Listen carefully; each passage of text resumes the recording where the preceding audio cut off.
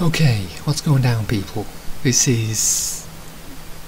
well, you should know who I am, and if not, then that probably doesn't matter anyway, but I have to re-attempt this commentary because of a minor, well actually pretty severe, annoyance that happened when I uploaded the first 3 parts previously. 2 of them got tagged for having copyrighted material somehow, most likely due to the cutscenes, and the part 3 in particular was blocked from being viewed in Germany, so as a result I have to edit the videos and ensure that if there's any cutscene music that I remove it all. That's why this intro sequence is quiet, because I don't want to risk anything flagging my videos.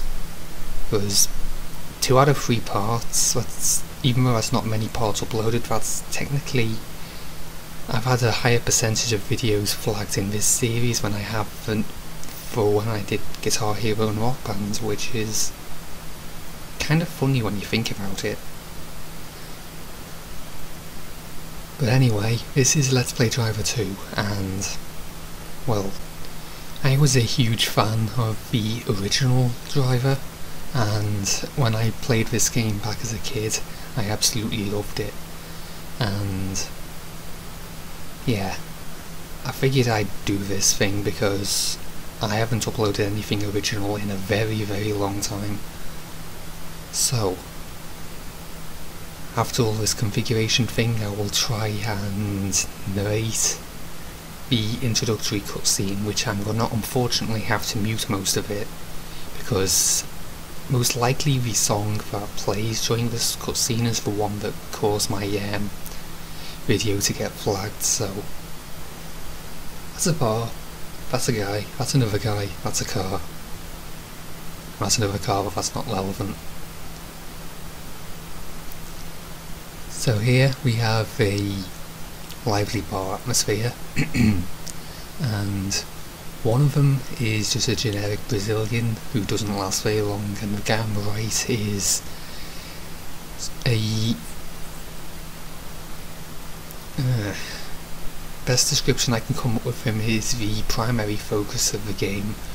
Not necessarily the main bad guy, but the focus nonetheless. And you pretty much spend the entire campaign attempting to catch this guy. His alias, I believe, is Pink Lenny. Well, it is Pink Lenny, and he is a money man type person with connections to firearms and pretty much everything. And approaching him is a hitman with nice shoes. This guy goes by the name of Jericho, and his signature weapon would be a pair of Luparas, which is the official designation for a sawn-off double-barreled shotgun. So these guys are going all out, as you can easily tell.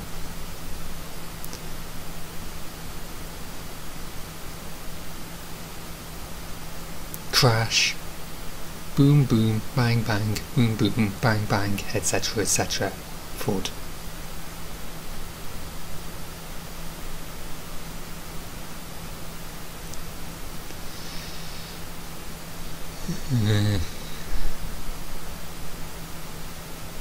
Panicking sounds. More panicking sounds. More panicking sounds. Warning sounds. Boom, boom, boom, boom. Random police sirens. Okay, we're actually going to have noise for the other part of the cutscene because that doesn't have music in it, so hooray. I get to stop making an ass of myself.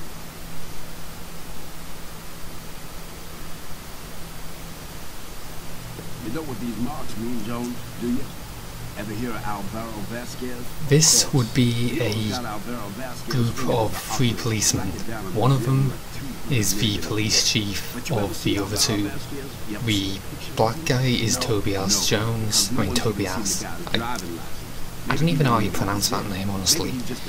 And the guy in the middle, which you will see eventually. That's all we know? No. Tell him, Tanner.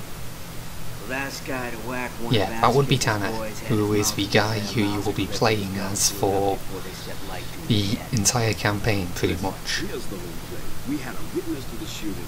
We saw a guy named Pete Lemon sit next to our friend here. They've made mention to a person called Alvaro Vasquez, who is a mythical person. Well, theoretically mythical, very little is known about him. And he would be considered to be one of the primary antagonists of the game. We'll be meeting the other one later on.